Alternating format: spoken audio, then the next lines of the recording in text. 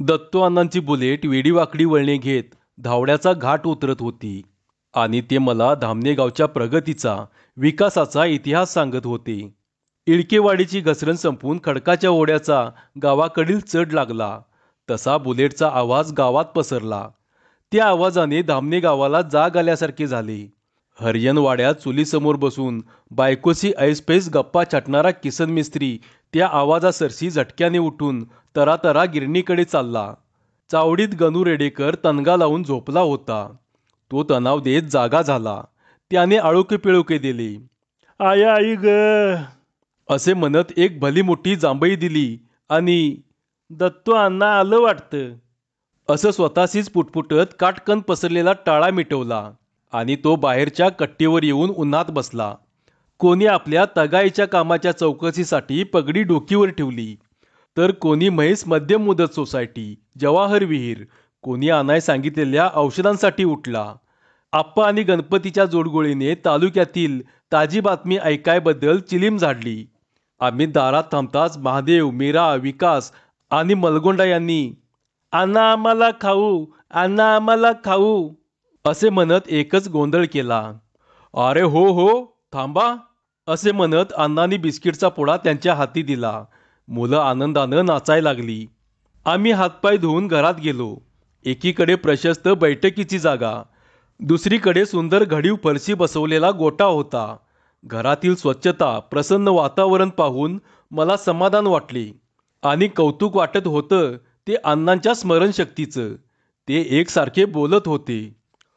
पांडुगुरव, तुझी इंजिन तगाई मंजूर झाली बरं का. केशवधुरे, बैल तगाईची मुदत संपली. हवे तर भूविकासमधून कर्ज देण्याची व्यवस्था करू. तयाकाराने हे घ्या तुमचं औषध. दिवसातून 3 वेळा 1-1 चमचा घ्यायचं. सुगंधा, हे कापड अंधाकडे दे. ही निवृत्तीची पाटी निलाईकडे दे. मग किसन, शेतात काय चालू हाय? कंडू, गिरणीत काय कमी जास्ती? डिझेल आणलं का? बंडा, चहा घे. काय आप्पा, गणपा, ठीक आहे नवं सगळं? भजन मात्र चालू ठेवायचं. दत्तू अण्णांच्या तोंडाचा धावता पट्टा सारखा चालूच होता. ते आलेत म्हणून आसपासच्या लोकांना सांगण्याची गरज नव्हती, कारण ते सहज बोलू लागले तरी 6व्या घरातील माणसाने पेंगत ऐकावं असा त्यांचा आवाज होता. चहा फराळ झाल्यानंतर अण्णा म्हणाले, निशिगंध, चला आपण शेताकडनं फिरून येऊया. गाडी घ्यायची का? मी म्हणालो, घेतली असती, पर काळवाडच्या ओढ्यात चिखल हाय. आम्ही त्यांचं समाग नावाचं शेत, आंब्याचा, लेंडीचा मळा, चिंचेचा मळा, घराजवळचं भातरान पाहून पांगीरची वाट या नावाच्या शेताकडे चाललो. अण्णा, तुम्ही सतत तालुक्याला असता आणि मग इतकी व्यवस्थित शेती करणं कसं जमतं तुम्हाला? मी म्हणालो, त्याचं काय हाय निशिगंध, काळ्या आईची सेवा करण्यात कुचराई करणं हे महापाप हाय आणि असं मानणारी अनेक माणसं आहेत माझ्याजवळ, म्हणून जमतं हे. आम्ही काळवाडचा ओढा ओलांडून पुढे गेलो. बरेच अंतर गेल्यावर अण्णांच्या मानलेल्या भावाच्या शेतात गेलो. मोठ्या चिंचेच्या झाडाजवळ शेंगा काढणे चालू होते. आम्हाला पाहून विठोबा लोकऱ्याने कुळव थांबवला. घोंगडे पसरून बसायला दिले. कसं काय विठोबा, काय म्हणती तुझी बैलजोडी? बघा की मालक, चावऱ्याचा कुळव दोघच वडत्यात. कुळवावर आणि एक माणूस बसवून दबवाय चालू आहे सकाळपासनं, विठोबा म्हणाला. बसल्या बसल्या अण्णांची ऑर्डर सुटताच रामा, केरबा, शिरपा यांनी शेंगा आणि हुरडा भाजण्याची तयारी चालवली. तुकाराम काका घराकडून ओली चटणी, चिरमुरे, नारळ आणि थर्मास भरून चहा घेऊन आले. ही बैलजोडी तुमचीच का? मी म्हणालो, होय, गेल्या वर्षीच 15,000ला घेतली या. माझं सर्व लक्ष बैलजोडीकडे होतं. शुभ्र कबुतरासारखे खिलारी बैल, कोचारी शिंगे, त्यांच्या पाठीवर एखादा बगळा बसलेला असला तरी चटकन समजणार नाही इतकी पांढरी शुभ्र, उंच तशीच लांबट, पिळदार आणि भरीव बांधा. त्यांच्या अंगातील तडफदारपणा तर सहज नजरेत भरत होता. अतिशय देखणी जोडी होती ती. जणू हरणांची काया, सस्याचं कातडं आणि घोड्याची झेप यांचा सुंदर मिलाप झाला होता. दोन जुळे भाऊच उभे आहेत असं पाहणाऱ्याला वाटत होतं. अण्णा, तुम्ही छान जोडी पैदा केलीत. अहो, त्यात माझं काहीच नाही. इटोबा पसंत करील आणि बोटानं दाखवील त्या जोडीचं पैसं द्यावंच लागतात मला. मी बैलांचं कौतुक करत होतो आणि विठोबा स्वतःचा मुलगा बी ए झाल्याचं ऐकावं इतक्या तन्मयतेनं ऐकत होता. भाजलेल्या शेंगा हुरडा यांचा स्वाद घेता घेता सायंकाळ झाली. शेंगा वाटणी करण्याची एकच झुंबड उडाली. वाटण्या होताच 5-50 बाया थव्या थव्याने डोकीवर बुट्ट्या घेऊन घराच्या ओढीनं वाटेला लागल्या. बुट्टीवर जळणासाठी गोळा केलेल्या काटक्यांचे भारे, शेरडं, मुलं असा लांबवर कलकलत वाट चालत होता. चलायचं ना? आता रास भरून गाडीतनं जाऊया की, अण्णा म्हणाले. रास भरली. ओल्या शेंगांची 8 पोती गाडीत भरली. पोती गाडीत टाकून विठोबाने गाडी जुंपली. मी बसलो आणि अण्णा गाडी हाकण्यासाठी बसले. अण्णा, तुम्ही गाडी हाकता? मी म्हणालो. का? आश्चर्य वाटलं?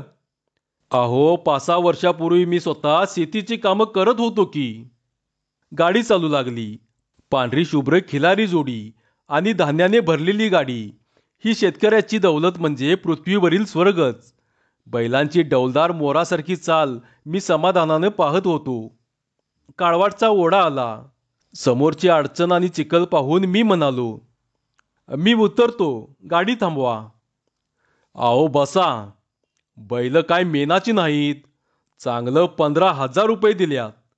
गाडी गाळात उतरली. गुडघाभर चिखल होता. विठोबा सूचना देत होता. मालक, बैल ओढून धरा. गाळातून शिस्तीत दबवा. विठोबाच्या सूचनेने अण्णांचा स्वाभिमान डिवचला गेला. अरे चल तू. मला शानपण शिकवू नकोस. मला ठावा आहे समद, अण्णा रागावून म्हणाले. त्याकडे दुर्लक्ष करून विठोबा बैलांच्या काळजीनं ओरडत होता. अहो, सर्जाला जरा ओढून धरा. चिखलात चाके घुसत होती. बैल अंगातील बळाने पाय उचलीत होते. विठोबा पुन्हा कळवळून ओरडला. मालक, सर्जाला ओढून धरा. सोन्या कोंडलाय, सर्जाला ओढून धरा.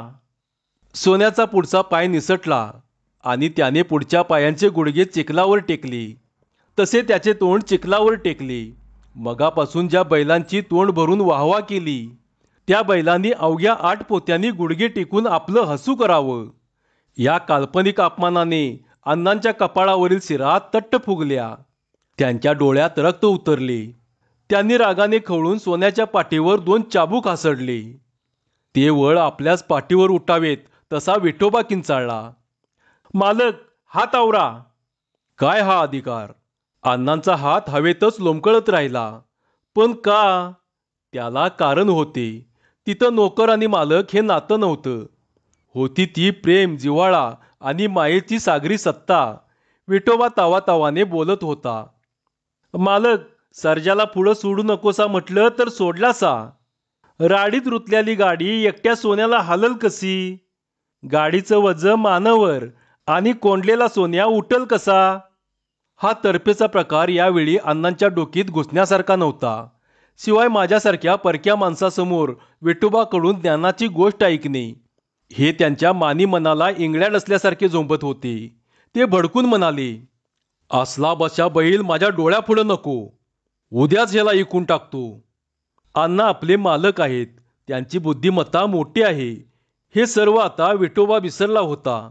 तो तावासरशी पुढे येत म्हणाला, हेलाच म्हणतात बघा, सत्तेपुढं शानपण चालत नाही. आपण चुकायचं आणि दुसऱ्याला इकाय उठायचं. विठोबाच्या बोलण्याने अण्णांच्या भडकलेल्या डोकीत तेल पडले. विठोबाने खासकन सर्जाला मागे रेटले.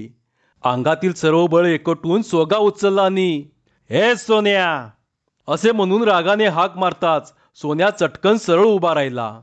अण्णांच्या विचारांचा त्वेष त्यांच्या हातातील चाबकातून विजेसारखा सोन्याच्या पाठीवर कडाडला. पाठीवर एक लाल ठिपका चमकला. जणू सोन्याच्या पाठीच्या स्वच्छ बिलोरी आरशात अण्णांच्या आरक्तवर्ण डोळ्यांचं प्रतिबिंब उमटलं होतं. गाडी भिंगरीसारखी वाटेवर आली. बैल वाऱ्यासारखे धावत होते. बैल टिकीचा चढ बघता बघता पार करून गल्लीतून वावळटीसारखी गाडी येऊन दारात थांबली. पाचावर धारण बसलेला माझा जीव भांड्यात पडला. मला तो अनुभव अनोखा होता. काही बोलताही येत नव्हते. अण्णांचे कशाकडे लक्षच नव्हते.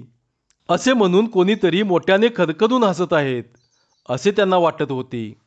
विठोबाने गाडी सोडली. तो गोठ्यात बैल बांधत होता. लगतच्या बैठकीत येताच अण्णांनी घरात हुकूम सोडला. ऐकलं का शकुंतला?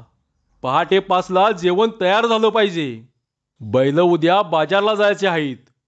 अण्णांची पत्नी सौभाग्यवती शकुंतला क्षणभर आश्चर्याने त्यांच्या तोंडाकडे पाहतच राहिली. लगीच्या खांबाला टेकून उभे राहून शेवटी कसा तरी धीर करून पण आश्चर्याने उजव्या अंगठ्याजवळचे बोट आपल्या गालात रुतवून त्या म्हणाल्या, काय म्हणाला असा?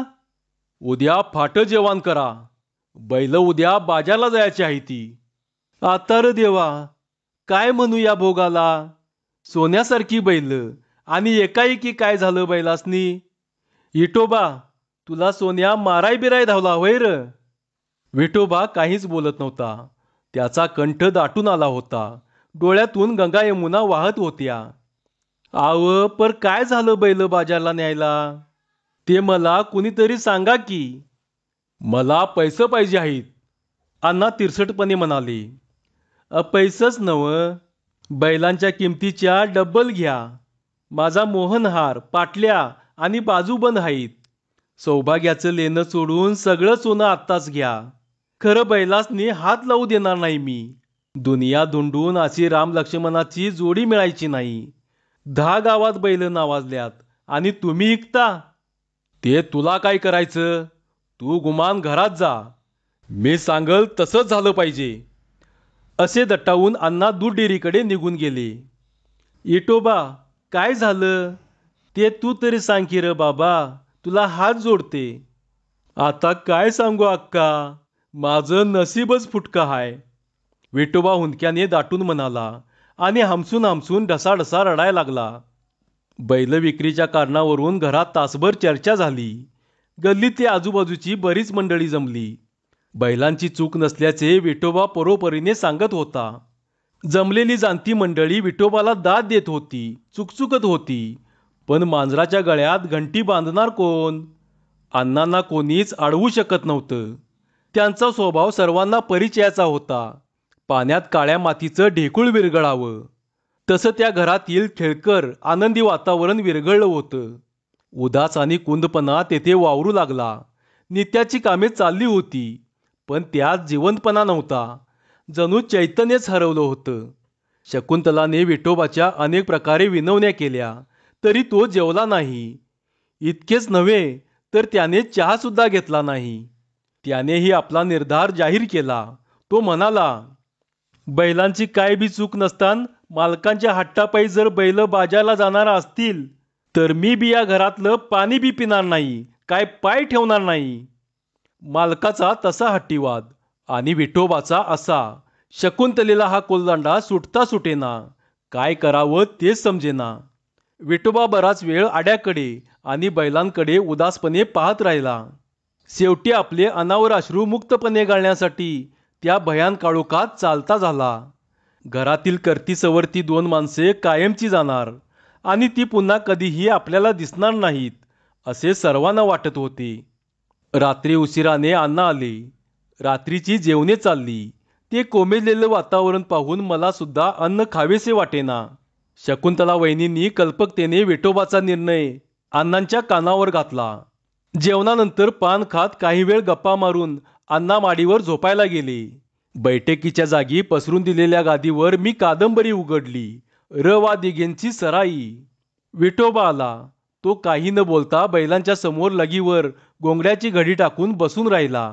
अण्णांना मी सांगून पाहावे असे विठोबाला फार वाटत होते, पण मला तसे करणे शक्य होत नव्हते. कारण अण्णांचा आणि माझा नुकताच परिचय झालेला.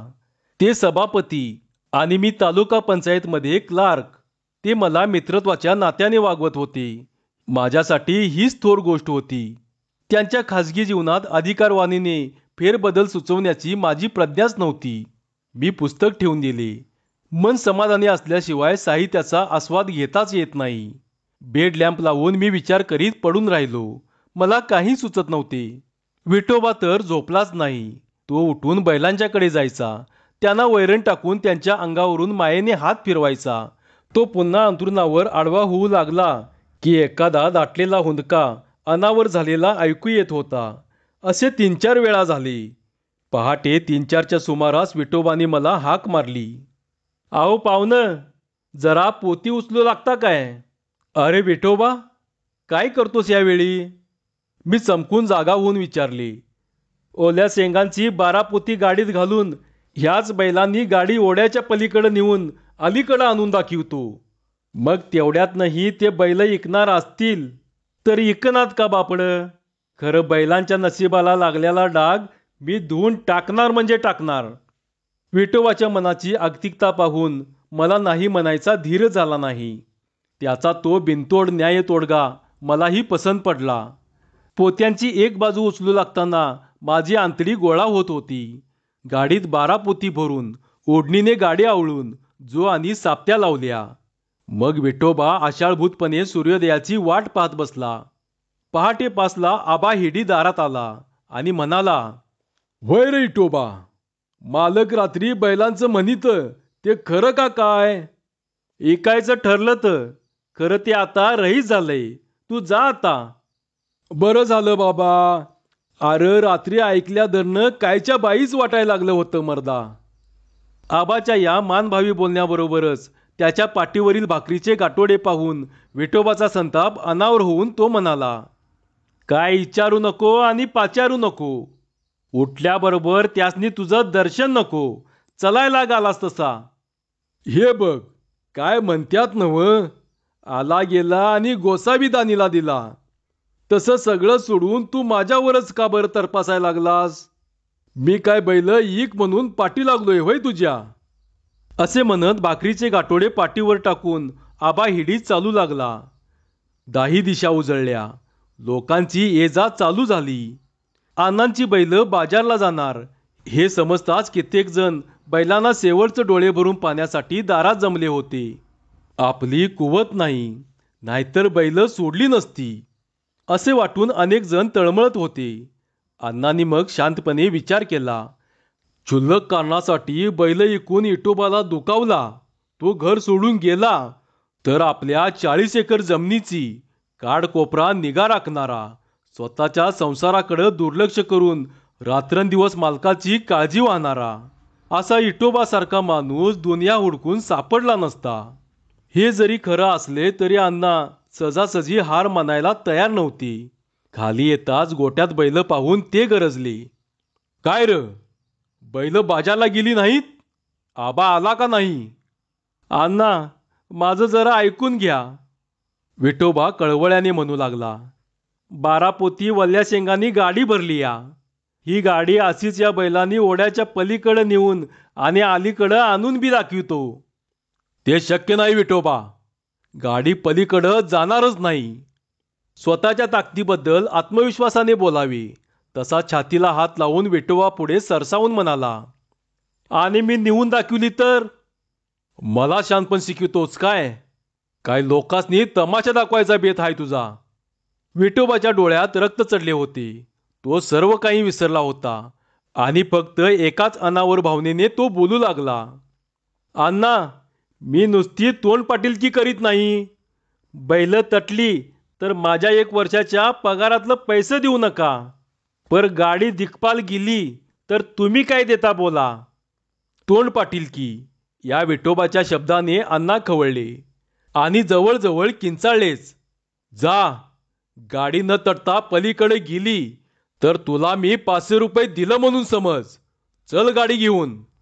"मालक, तुम्ही पलीकडे जाऊन नुसतं बघीत बसा, मात्र बैल इकू देणार नाही मी." "विठोबा, असं झालं तर बैल गोट्यात मरेपर्यंत तुझ्या स्वाधीन करीन. मग तर झालं. चल आता." अण्णांनी नाईट विजार आणि बनियन अशा अवतारातच रागाने बुलेटला किक मारली. विठोबाचा बिनतोड तोडगा मनापासून आवडल्यामुळे आणि अण्णांनी तो मान्य केल्यामुळे मीही हरकून पारोशा तोंडानेच बुलेटवर झेप घेतली. अण्णांच्या तोंडून पैजेची वार्ता दारातील लोकांनी ऐकली आणि पाहता पाहता गल्लीत पसरली. लोकांचा घोळका काळवाटाच्या ओढ्यानं चालू लागला. अनेक जण त्यात सामील होत होते. ओढ्याच्या पलीकडील चढावावर लोकांचा थवा स्थिर होणार होता. विठोबा आनंदाने वेडा झाला होता. त्याची एकच धांदल चालली होती. त्याला काही बोलणं सुचत नव्हतं. त्याने बैल सोडली. त्यांच्या खांद्यावर सोगा ठेवण्यापूर्वी तो मनोभावे गाडीच्या पाया पडला. त्याच्या डोळ्यातून टपकन 2 अश्रू ओघळले. जणू त्या अश्रूंची मायाच गाडी सुखरूपपणे पलीकडे घेऊन जाणार होती. डाव्या बाजूचे जू खाली टेकवून कासऱ्याला इशारा करता सोन्याने उजव्या सोग्याखाली शिंगे घालून सोगा उचलला. गाडी जुंपून विठोबा कासरे धरून पाळण्यात बसला. तशी गाडी डौलाने चालली. गाडी ओढ्याजवळ आली. पलीकडील चढ आणि त्या लगतच्या गुडघाभर चिखलातून गाडी पलीकडे जाणे अतिशय अवघड होते. सर्वांची उत्सुकता, अधीरता शिगेला पोचली होती. जो तो पुढे होऊन डोकावून पाहत होता. विठोबाच्या चेहऱ्यावर मात्र कोणतीच चलबिचलता दिसत नव्हती. दिसत होतं ते आत्मविश्वासाचं शांत, प्रसन्न तेजोवलय. त्याने फक्त सर्जाचा कासरा साधारणपणे ताणून धरला होता. गाडीची चाके खसाखस ओढ्यातील गाळात घुसत होती. बैलांचे गुडघ्यापर्यंत घुसणारे पाय दमदारपणे उपसले जाऊन नेटाने पुढे पडत होते. असे प्रवाहातून 4 कासरे गेले की पुढे चिकट चिखल होता. त्या पुढील उंचवट्याचा दट्ट्या पार करायचा होता. हे सर्जा, हे सोन्या, असा विठोबाचा मायेचा अधिकार भरलेला आवाज वातावरणात घुमत होता. पुढचा चढ जवळ येत होता.